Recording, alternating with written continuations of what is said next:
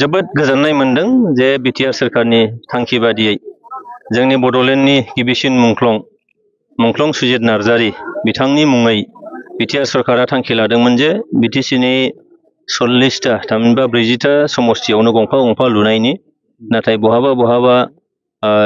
NEET बेसखौ नायनानै गंनै मोनसे समस्तियावनो लुनाय जादों दिनैसिम 40टायाथ' अलरेडि बेखेव जाजोब्बाय एडिशनेल माखासे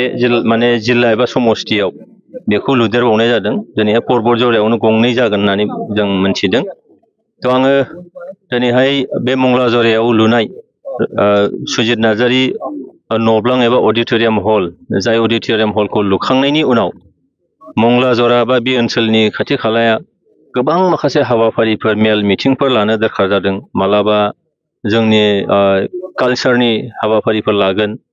बा धोरोमारि माखासे हाबाफारिफोर निस्सय जागोन दा बेनिखायनो नैबे ओनसोलनि रायजो राजाफोरनि बिराद मोनसे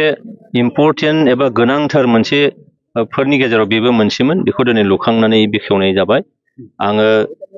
जोंनि बिटिआरनि चिफ मानगोनां प्रमद बर आरो सरकारखौ आङो साबायखर जासिदों बेबायदि मोजां हाबाफारि लानायनि थाखाय आरो दिनै बे सुजित नार्जारी नब्लांखौ नैबे मंगला जरा रायजो थामहिनबा परबत जरा रायजोनि थाखाय आङो सरकारनि जानानै आरो आंनि फारसेनिफ्राय आं डेडिकेट खालामबाय दिनै बबे जायगायाव मोनबेसे टिका आरो मा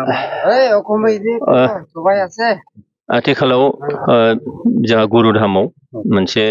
अडिट'रियाम लुनायनि अन्थाइ खुन्थिया गायसनदों बेयाव प्रथम हादों बिनि उनाव नैबाव दा फैनाय जाबाय बे खननै आरो मोनब्रै मोनबासो बिदि दंबावो गासैबोखौ नैबाव नलेज सेन्टार दङ बिनिफ्राय गोबां माखासे हाबाफारि दंबावो बेखौ दिनै खालामनाय जागोन